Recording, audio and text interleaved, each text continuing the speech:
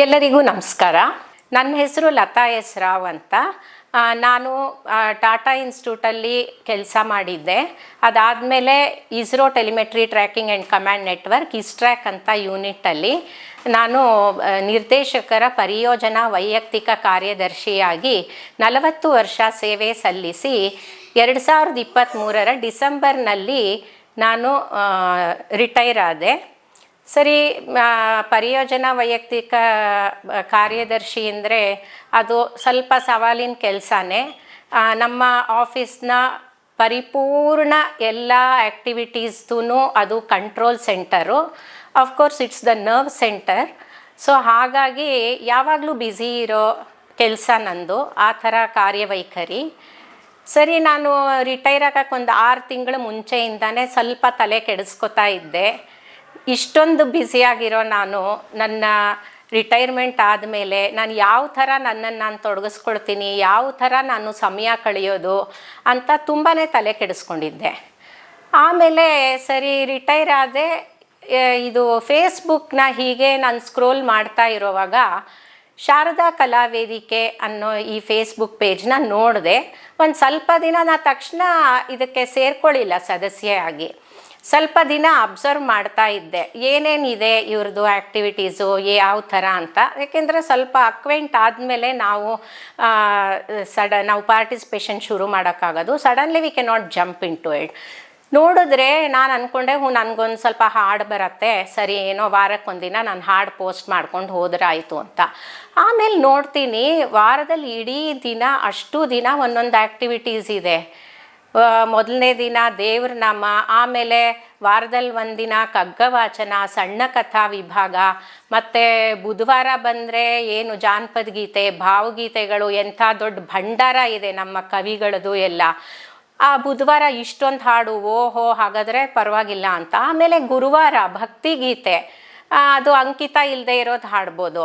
ಓಹೋ ಇದರಲ್ಲಂತೂ ತುಂಬಾ ದೊಡ್ಡ ಸ್ಟಾಕ್ ಇದೆಯಲ್ಲ ನನ್ನ ಹತ್ರ ಅಂತ ಒಂದು ಸ್ವಲ್ಪನೇ ನನಗೆ ಒಂಚೂರು ಉತ್ತೇಜನ ಸಿಗ್ತಾ ಹೋಯಿತು. ಆಮೇಲೆ ಶುಕ್ರವಾರ ಚಿತ್ರಗೀತೆಗಳು, ಕನ್ನಡ ಹಾಡಾದರೂ ಹಾಡ್ಬೋದು, ಇಂಗ್ಲೀಷ್ ಚಿತ್ರಗೀತೆಗಳಾದರೂ ಹಾಡ್ಬೋದು. ಏನು ಇಷ್ಟೊಂದು ವೈವಿಧ್ಯತೆ. ಆಮೇಲೆ ಶನಿವಾರ ಬಂದರೆ ಎಲ್ಲ ಬಂಪರಪ್ಪ, ಹೋಲ್ಸೇಲು, ಒಂದು ಅಂತಿಲ್ಲ. ರಂಗೋಲೆ ಆದರೂ ಹಾಕ್ಬೋದು, ನೀವು ಕರಕುಶಲ ವಸ್ತು ಆದರೂ ಆಗ್ಬೋದು. ಏನು ಕ್ರಿಯೇಟಿವಿಟಿಗೆ 1 2 ಲೆಕ್ಕವೇ ಇಲ್ಲ ನಿಮಗೆ. ಅದಕ್ಕೆ ಒಂದು ಲಿಮಿಟೇ ಇಲ್ಲ, ಪರಿಧಿನೇ ಇಲ್ಲ, ಆ ಥರ ಇದೆ. ಸೊ ನನಗೆ ಇದನ್ನು ನೋಡಿ ಖುಷಿ ಆಗೋಯಿತು. ಸೊ ನಾನು ಮೇ ತಿಂಗಳ 2024 ಶಾರದಾ ಕಲಾವೇದಿಕೆಗೆ ಸದಸ್ಯೆಯಾಗಿ ಸೇರಿಕೊಂಡೆ. ಅಲ್ಲಿಂದ ನನ್ನ ಪಯಣ ತುಂಬ ಚೆನ್ನಾಗಿ ನಡೀತಾ ಇದೆ. ನನ್ನನ್ನು ತುಂಬ ಜನ ಇಸ್ರೋ ಲತಾ, ಆ್ಯಕ್ಚುಲಾಗಿ ನನಗೆಲ್ಲರೂ ಹೇಳೋದು ರಾಕೆಟ್ ರಾಣಿ ಅಂತ. ಆದರೆ ಶಾರದಾ ಕಲಾವೇದಿಕೆಯಲ್ಲಿ ನಾನು ಹಾಡಿದ ಮೇಲೆ ಎಲ್ಲರೂ ನನ್ನನ್ನು ವೇದಿಕೆಯಿಂದ ನೀವು ಅದರಲ್ಲಿ ಹಾಡ್ತೀರಾ ಅಲ್ವಾ ಅಂತಲೂ ಗುರುತಿಸ್ತಾರೆ. ಆಮೇಲೆ ಇವ್ರು ಕೊಡೋ ಥೀಮ್ಗಳು, ಅಬ್ಬಾ ಅದಂತೂ ಆ್ಯಕ್ಚುಲಾಗಿ ಇದೇನು ವಿಶೇಷ ಅಲ್ಲ, ಥೀಮ್ ಕೊಡೋದು ಏನು ವಿಶೇಷ ಅಲ್ಲ. ಯಾಕೆಂದರೆ ಸಾಮಾನ್ಯವಾಗಿ ನೀವೆಲ್ಲ ನೋಡ್ತಾ ಇರ್ಬೋದು, ಎಲ್ಲ ಫೇಸ್ಬುಕ್ ಪೇಜ್ಗಳಲ್ಲೂ ಗ್ರೂಪ್ಗಳಲ್ಲೂ ಥೀಮ್ ಕೊಡ್ತಾರೆ. ಆದರೆ ಆ ಥೀಮ್ನಲ್ಲಿ ಆ ಹೆಸರಿಡೋದೇ ಒಂದು ವೈವಿಧ್ಯತೆ. ಇಲ್ಲಿ ಎಷ್ಟು ಖುಷಿಯಾಗತ್ತೆ ಅಂದರೆ, ಇದು ನಮ್ಮದೇ ಏನೋ ಸತ್ಯ ಪೂರ್ಣಿಮಾ ಒಂದೊಂದು ಸಲ ಸೈಡ್ಲೈನ್ ಆಗೋಗಿರ್ತಾರೆ. ನಂದ್ರಲ್ಲಿ ನಾನೇ ಇದರ ಸಂಸ್ಥಾಪಕಿ ಅನ್ನೋ ಥರ, ನಾನು ಆ ಥರ ಮಾಡ್ಬೋದು ಈ ಥರ ಮಾಡ್ಬೋದು ಅನ್ನೋದೆಲ್ಲ ನನಗೆ ತಲೆಗೆ ಬರ್ತಾ ಇರತ್ತೆ. ಸೊ ಈ ಥರ ವೈವಿಧ್ಯತೆಯಿಂದ ಕೂಡಿದೆ. ಇವಾಗ ಪ್ರತಿಯೊಂದು ಹಬ್ಬಗಳು, ಇವಾಗ ಜನವರಿ ಬಂದರೆ ಆ ಮೊದಲನೇ ದಿನವೇ ಸುಗ್ಗಿಯಪ್ಪ. ಆ್ಯಕ್ಚುಲಾಗಿ 14ನೇ ತಾರೀಕು ಸುಗ್ಗಿ ಹಬ್ಬ ಸಂಕ್ರಾಂತಿವರೆಗೂ ಕಾಯಲೇಬೇಕಾಗಿಲ್ಲ. ಮೊದಲನೇ ದಿನದನೇ ಸುಗ್ಗಿ ಶುರು ಆಗೋಗುತ್ತೆ ಶಾರದಾ ಕಲಾವೇದಿಕೆಯಲ್ಲಿ, ಶುಭಾರಂಭ ಅಂತ. ಅದಕ್ಕೆ ನಾವು ಇದು ನಮ್ದು ಎಥ್ನಿಕ್ ವೇರ್ ಎಲ್ಲ ಹಾಕ್ಕೊಂಡು ಎಲ್ಲ ಆರಿಸ್ಕೊಂಡು ಅದನ್ನು ಪ್ರೆಸೆಂಟ್ ಮಾಡ್ಬೋದು. ಅದಕ್ಕಂತೂ ಖುಷಿಯೋ ಖುಷಿ. ಮನೇಲಿ ಯಾವ ಮದುವೆ ಸಮಾರಂಭಗಳಿಗೂ ನಾವೇನು ಅಷ್ಟು ಇದರಿಂದ ತಯಾರಾಗ್ತೀವೋ ಇಲ್ವೋ ನನಗೆ ಗೊತ್ತಿಲ್ಲ. ಆದರೆ ನಾನು ಶಾರದಾ ಕಲಾ ವೇದಿಕೆಗೆ ಸದಸ್ಯೆ ಆಗಿ ಸೇರ್ಪಡೆ ಆದಮೇಲಂತೂ ಹಿಡಿಯೋರಿಲ್ಲ. ನಮ್ಮ ಮನೆಯವರಂತೂ ನನಗೆ ಊಟ ತಿಂಡಿ ಮಾಡೋಕ್ಕಮ್ಮ ತಾಯಿ, ಆಮೇಲೆ ನೀನು ಯಾವಾಗಲೂ ವೇದಿಕೆಯಲ್ಲಿ ಮುಳುಗೋಗಿದೆಯಾ, ಸ್ವಲ್ಪ ನಮ್ಮದು ಊಟ ತಿಂಡಿಗೂ ಗಮನ ಕೊಡು ನೀನು ಅಂತ ತಮಾಷೆ ಮಾಡ್ತಾ ಇರ್ತಾರೆ. ಸೊ ಆ ಥರ ಇದು ಶುಭಾರಂಭ ಜನವರಿ 1ಗೆ, ಆಮೇಲೆ ಸಂಕ್ರಾಂತಿ, ಸುಗ್ಗಿ, ಈ ಥರ ಪ್ರತಿಯೊಂದು ವರ್ಷ ಜನವರಿಯಿಂದ ಡಿಸೆಂಬರ್ವರೆಗೂ ಯಾವ್ಯಾವುದು ಮುಖ್ಯ ದಿನಗಳು ಸೆಲಿಬ್ರೇಷನ್ಸು ಇರುತ್ತೋ ಒಂದನ್ನು ಬಿಡಲ್ಲ ಇಲ್ಲಿ. ಇನ್ಫ್ಯಾಕ್ಟ್ ಇವಾಗ ನಾನು ಮುಖ್ಯವಾಗಿ ಏನು ಹೇಳಬೇಕು ಅನ್ಕೋತಾ ಇದ್ದೀನಿ ಅಂದರೆ, ಈಗಿನ ಮಕ್ಕಳಿಗೆ ನಾವೇನಾದರೂ ವರ್ಷದಲ್ಲಿ ಮುಖ್ಯವಾದ ಹಬ್ಬಗಳು ಯಾವ್ಯಾವುದು ಆಚರಣೆಗಳಿದೆ ನಮ್ಮ ಪದ್ಧತಿನಲ್ಲಿ, ಅದೆಲ್ಲ ಮಕ್ಕಳನ್ನು ಎಜುಕೇಟ್ ಮಾಡಬೇಕು ಅಂದರೆ ಈ ಶಾರದಾ ಕಲಾ ವೇದಿಕೆಯಲ್ಲಿ ಅವರನ್ನು ಸ್ವಲ್ಪ ದಿನ ನಾವು ಇಲ್ಲಿ ಆ್ಯಕ್ಟಿವಿಟೀಸ್ನ ತೋರಿಸಿದ್ರೆ ಖಂಡಿತವಾಗ್ಲೂ ನಮ್ಮ ಮುಂದಿನ ಪೀಳಿಗೆ ಇದರಿಂದ ಉತ್ತೇಜಿತರಾಗಿ ಅವರು ಈ ಥರದ ಸಾಂಸ್ಕೃತಿಕ ಕಲೆಗಳನ್ನು ಅಳವಡಿಸಿಕೊಳ್ಳೋದಕ್ಕೆ ಖಂಡಿತ ಸಹಾಯ ಆಗ್ತಿದೆ. ಇನ್ಫ್ಯಾಕ್ಟ್ ನಾನು ಅದನ್ನು ಮಾಡ್ತಾ ಇದ್ದೀನಿ. ನನ್ನ ನೆರೆಹೊರೆ ಮಕ್ಕಳಲ್ಲಿ ಎಲ್ಲ ಕರೆದು ಇದರಲ್ಲಿ ನೀವು ಹಾಡಿ ಚಿಕ್ಕ ಚಿಕ್ಕ ಹಾಡು ಹೇಳ್ಕೊಡೋದು, ಅವ್ರಿಗೆ ಅದನ್ನು ಕಲಿಸೋದು, ಆ ಥರದ್ದೆಲ್ಲ ಇದು ವೇದಿಕೆಯಾಗಿ ಅನುಕೂಲ ಆಗ್ತಿದೆ ಎಲ್ರಿಗೂ. ಆಮೇಲೆ ಯಾವುದಾದ್ರೂ ನಮಗೇನೋ ಒಂಥರ ಬೇಜಾರೋ ಯಾವಾಗಲೂ, ಯಾಕೆಂದರೆ ಏನೋ ಮೂಡ್ ಸ್ವಿಂಗ್ಸು, ಏನೋ ಕಾರಣಗಳು ಇರುತ್ತೆ. ಜೀವನ ಅಂದಮೇಲೆ ಸಿಹಿ ಕಹಿ ಎಲ್ಲ ಥರದ್ದು ನಡೀತಿರತ್ತೆ. ಏನೋ ಒಂದು ನಮಗೆ ಡಿಪ್ರೆಸ್ ಆದಂಗೆ ಆಗತ್ತೆ, ಏನೋ ಲೋ ಫೀಲಿಂಗ್ ಬಂದಾಗೆಲ್ಲ ನೀವು ಬೇರೆ ಯಾವ ಮಾತ್ರೆ ಆಗಲಿ ಅಥವಾ ಒಂದು ಡಾಕ್ಟ್ರ್ ಹತ್ರ ಹೋಗ್ಬೇಕು, ನನಗೆ ಯಾಕೋ ತುಂಬ ಈ ಥರ, ಖಂಡಿತ ಶಾರದಾ ಕಲಾ ವೇದಿಕೆ ಇದ್ದರೆ ಇದ್ಯಾವುದು ಬೇಕಿಲ್ಲ. ನಾನು ಘಂಟಾಘೋಷವಾಗಿ ಹೇಳ್ತೀನಿ ಇದನ್ನು, ಯಾವ ಡಾಕ್ಟ್ರೂ ಬೇಡ. ನಿಮಗೆ ಮನಸ್ಸಿಗೆ ಒಂಥರ ಲೋ ಫೀಲಿಂಗ್ ಬಂದ್ರೂ ಕಲಾ ವೇದಿಕೆನಲ್ಲಿ ಇವತ್ತೇನಿದೆ, ನೆನ್ನೆ ಏನಾಯಿತು ಅನ್ನೋದನ್ನು ಒಂಚೂರು ನೀವು ನೋಡ್ತಾ ಹೋದರೆ ನೀವು ಎಲ್ಲನೂ ಮರ್ತೋಗ್ತೀರ. ನಿಮಗೊಂದು ಸಮಯ ಕಳೆದಿದ್ದೇ ಗೊತ್ತಾಗಲ್ಲ ನಿಮಗೆ. ಆ ಥರ ನನಗೆ ಮುಖ್ಯವಾಗಿ ಇಂಪ್ರೆಸ್ ಆಗಿದ್ದು ಅಂದರೆ ಈ ಮಹಿಳಾ ದಿನಾಚರಣೆ.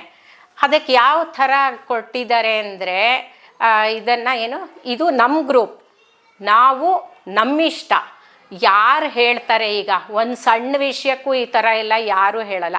ಸೊ ಇದು ಟೈಟ್ಲ್ ನೋಡಿದಾಗ ಏನನ್ಸತ್ತೆ ನಮಗೆ, ಇದು ನಮ್ಮ ಗ್ರೂಪು, ನಾವು ನಮ್ಮಿಷ್ಟ, ನಾವೇನು ಬೇಕಾದರೂ ಮಾಡ್ತೀವಿ, ಅದು ಬೇರೆ. ಓಹೋ ಅಂದರೆ ನಮಗೆ ಲಂಗು ಲಗಾಮ್ ಏನೂ ಇಲ್ಲ, ನಾವು ಹಾಕ್ಕೊಂಡಿದ್ದೇ ಡ್ರೆಸ್ಸು, ನಾವು ಸೆಲೆಕ್ಟ್ ಮಾಡ್ಕೊಂಡಿದ್ದೇ ಹಾಡು, ನಮ್ಗೆ ಹಾವ ಭಾವ. ಕನ್ನಡಿ ಅಂತೂ ಖಂಡಿತ 40 ವರ್ಷದಲ್ಲಿ ನಾನು ಕೆಲಸ ಮಾಡೋವಾಗ ಕನ್ನಡಿನ ಯೂಸ್ ಮಾಡಿದ್ದೇ ಇಲ್ಲ. ಶಾರದಾ ಕಲಾ ವೇದಿಕೆ ಜಾಯ್ನ್ ಆಗಿ ಈ ಆ್ಯಕ್ಟಿವಿಟೀಸಲ್ಲೆಲ್ಲ ನಾನು ಭಾಗವಹಿಸೋಕ್ಕೆ ಶುರು ಮಾಡಿದ್ಮೇಲೆ ಕನ್ನಡಿಗೆ ನನಗೆ ತುಂಬ ನಂಟು ಬೆಳೆದ್ಬಿಟ್ಟಿದೆ. ಇದೊಂದು ತುಂಬ ಸಂತೋಷದ ವಿಷಯ. ಸೊ ಹೀಗಾಗಿ ಈ ಪ್ರತಿಯೊಂದೂ. ಆಮೇಲೆ ಕುಟುಂಬ ದಿನ, ಇವಾಗ ಎಲ್ಲ ಡೇಸು ಬರುತ್ತೆ ಇಡೀ ವರ್ಷದಲ್ಲಿ. ಸೊ ಎಲ್ಲರೂ ಇವತ್ತು ಈ ದಿನ ಮದರ್ಸ್ ಡೇ, ಮದರ್ ಜೊತೆ ಫೋಟೋ ಹಾಕಿ. ಆದರೆ ಇಲ್ಲಿ ನಮ್ಮದು ಆ ದಿನದ ಮದರ್ಸ್ ಡೇ ತಾಯಿ ಜೊತೆಗಿನ ನಮ್ಮ ನಂಟು, ಆಮೇಲೆ ನಮ್ಮ ಬಾಲ್ಯದಲ್ಲಿ ನಮ್ಮ ತಾಯಿ ಜೊತೆ ಹೇಗಿತ್ತು, ತಾಯಿಯಿಂದ ಏನು ಕಲ್ತ್ವಿ ನೋಡಿ. ಇದು ತಾಯಿನೇ ಮೊದಲ ಗುರು ಅಂತ ಎಲ್ಲರಿಗೂ ಗೊತ್ತಿದೆ. ಆದ್ರೂ ನಾವು ಏನು ಕಲಿತ್ವಿ ತಾಯಿಯಿಂದ, ಈ ಥರದ್ದು ಒಂದು ಸ್ವಲ್ಪ ಡೀಪಾಗಿ ಹೋಗಿ ಅದನ್ನು ಎಲ್ಲರ ಜೊತೆ ಹಂಚ್ಕೊಳ್ಳಿ ಅಂತಾರಲ್ಲ, ಅದು ತುಂಬಾ ಒಳ್ಳೆಯದು ಇದರಲ್ಲಿ. ಯಾಕೆಂದರೆ ಈಗಿನ ಬ್ಯುಸಿ ಲೈಫ್ ಶೆಡ್ಯೂಲಲ್ಲಿ ಕುಟುಂಬದ ಸದಸ್ಯರು ಯಾರೂ ಕೈಗೆ ಸಿಗಲ್ಲ. ನಮ್ಮದೇನು ಹಳೇದೊಂದು ಮಾಡ್ಕೊಳ್ಳೋಕ್ಕೆ ಕುಟುಂಬದ ಸದಸ್ಯರು ಅವ್ರವ್ರದ್ದೇ ಕೆಲಸದಲ್ಲಿ ನಿರತರಾಗಿರ್ತಾರೆ.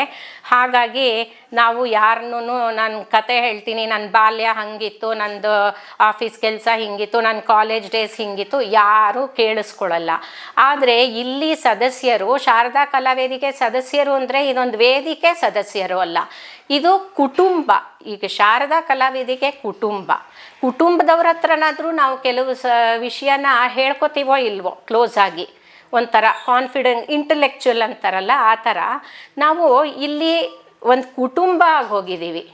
ಹಾಗಾಗಿ ನಮ್ಮ ಮದರ್ಸ್ ಡೇದೇ ಆಯಿತು ಅಥವಾ ಚಿಲ್ಡ್ರನ್ಸ್ ಡೇದೇ ಆಯಿತು, ಫಾದರ್ಸ್ ಡೇಗಾಗತ್ತೆ, ಅಪ್ಪನಿಂದ ಏನು ಕಲಿತ್ವಿ ಅಪ್ಪನಿಂದ ಏನು ಕಲ್ತ್ವಿ ಅಂತ ನಿಜವಾಗ್ಲೂ ನಮ್ಗೆ ಆ ಥಾಟ್ ಬಂದೇ ಇರಲ್ಲ ಆ್ಯಕ್ಚುಲಾಗಿ. ಇನ್ಫ್ಯಾಕ್ಟ್ ಅಪ್ಪನಿಂದ ಅಮ್ಮನಿಂದ ಎಲ್ಲನೂ ಕಲ್ತಿರ್ತೀವಿ, ಅವ್ರು ನಮಗೆಲ್ಲ ಹೇಳ್ಕೊಟ್ಟಿರ್ತಾರೆ. ನಮಗೆ ವಿದ್ಯಾಭ್ಯಾಸದ್ದು ಪ್ರತಿಯೊಂದು ಹಂತದಲ್ಲೂ ತಾಯಿ ತಂದೆ ಪಾತ್ರ ಇದ್ದೇ ಇರತ್ತೆ. ಆದರೆ ಕೂತ್ಕೊಂಡು ನಾವು ಯಾವತ್ತಾದರೂ ಯೋಚಿಸಿದ್ವಾ ಅಪ್ಪನಿಂದ ನಾನು ಏನು ಕಲಿತೆ, ಅಮ್ಮನಿಂದ ನಾನು ಏನು ಕಲಿತೆ? ಖಂಡಿತ ಈ ಥಾಟ್ ಬಂದಿರಲ್ಲ. ಸೊ ಹಾಗಾಗಿ ಇವರು ಅಪ್ಪನಿಂದ ಏನು ಕಲ್ತ್ರಿ ಫಾದರ್ಸ್ ಡೇಗೆ ದಿನ ಆ ಥೀಮ್ ಕೊಟ್ಟಿದ್ರು. ಅದಂತೂ ಎಂಥ ಖುಷಿ ಆಯಿತು ಗೊತ್ತಾ. ಆಮೇಲೆ ಫೋಟೋಸ್ ಜೊತೆ ಹಂಚ್ಕೊಳ್ಳಿ ಅಂತ ನಾವು ಇಷ್ಟಿಷ್ಟು ದೊಡ್ಡ ಆಲ್ಬಮ್ನ ಎಲ್ಲ ಮೇಲ್ಗಡೆ ಎತ್ತಿಟ್ಟಿರ್ತೀವಿ, ಎಲ್ಲೋ ಅಟ್ಟದ ಮೇಲೆ. ವರ್ಷಗಟ್ಟಲೆ ಆದರೂ ಯಾವ ಆಲ್ಬಮ್ ತೆಗ್ದಿರಲ್ಲ, ನೋಡಿರಲ್ಲ, ಗೊತ್ತಾಯ್ತಾ.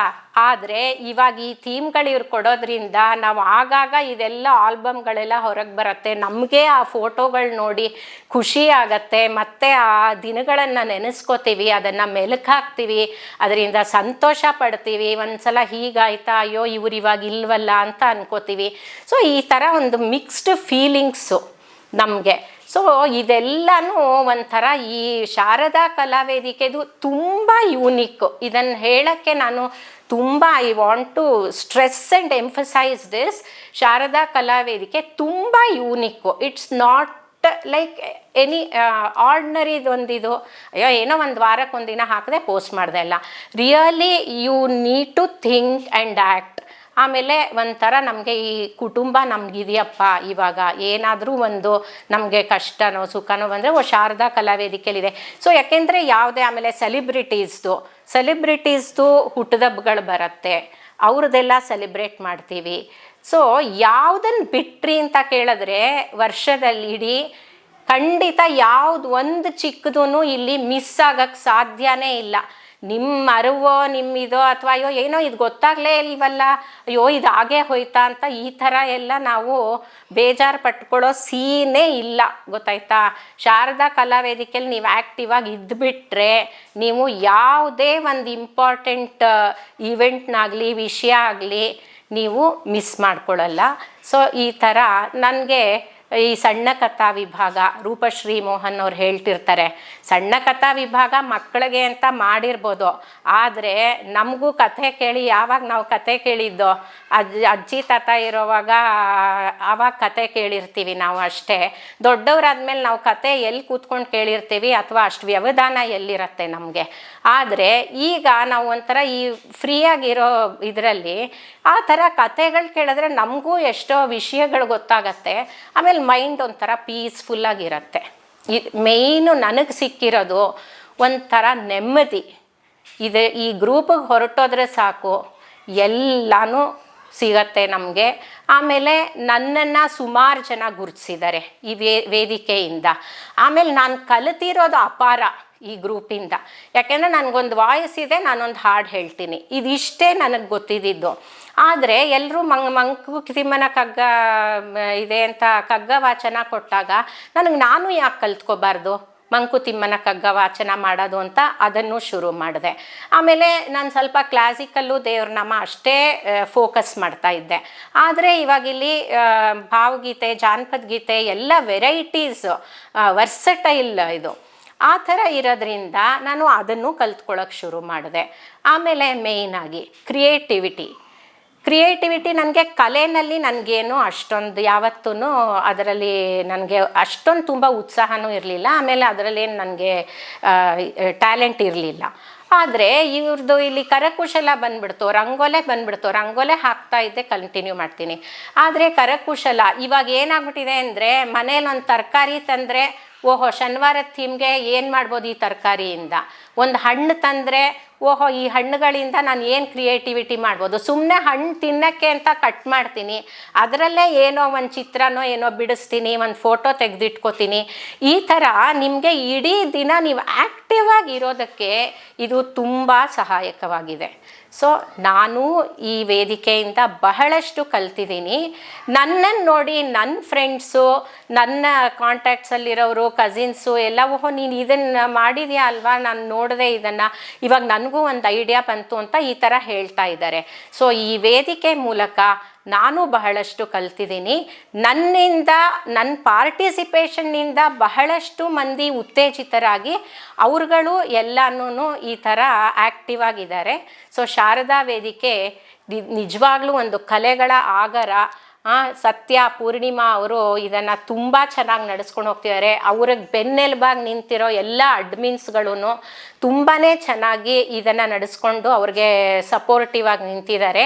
ಸೊ ಈ ಶಾರದಾ ಕಲಾವೇದಿಕೆ ಹೀಗೆ ಆಲದ ಮರದಂತೆ ತನ್ನ ಬಿಳುಲುಗಳನ್ನು ಚಾಚಿ ಕಲೆಗೆ ಒಂದು ನೆಲೆಯಾಗಲಿ, ಇದರ ಖ್ಯಾತಿ ವಿಶ್ವದೆಲ್ಲೆಡೆ ಪಸರಿಸಲಿ, ಎಲ್ಲ ಒಳ್ಳೆಯದಾಗಲಿ, ನಮ್ಮ ಸದಸ್ಯರು, ಕಲಾವೇದಿಕೆ ಕುಟುಂಬಕ್ಕೆ ಎಲ್ಲ ಶುಭವಾಗಲಿ ಅಂತ ಹೇಳ್ತಾ ನನ್ನ ಈ ಮಾತನ್ನು ಮುಗಿಸ್ತಾ ಇದ್ದೀನಿ. ನಾನು ಸ್ಕೂಲು ಟೀಚರ್ ಆಗಿ, ಟೀಚರ್ ಕೋಆರ್ಡಿನೇಟರ್ ಆಗಿ, ಹಾಗೆ ಲೈಬ್ರರಿಯನ್ ಆಗಿ 18 ವರ್ಷಗಳ ಕಾಲ 3 ಸ್ಕೂಲ್ಗಳಲ್ಲಿ ಕೆಲಸ ಮಾಡಿದೆ. ನಾನು 2010ರಲ್ಲಿ ಅಲ್ಲಿಂದ ರಿಟೈರ್ಮೆಂಟ್ ತಗೊಂಡು ಸುಮಾರು 45ಕ್ಕೂ ಹೆಚ್ಚು ದೇಶಗಳನ್ನು ಸುತ್ತಿ ಬಂದರೂ ಕೂಡ ಅಲ್ಲೂ ಕೂಡ ಏನೋ ಒಂದು ನಾನು ಯಾವುದ್ರಲ್ಲೂ ಇನ್ವಾಲ್ವ್ ಆಗ್ತಿಲ್ವಲ್ಲ ಅನ್ನೋ ಒಂದು ಕೊರಗು ಕಾಡ್ತಾ ಇತ್ತು ನನಗೆ.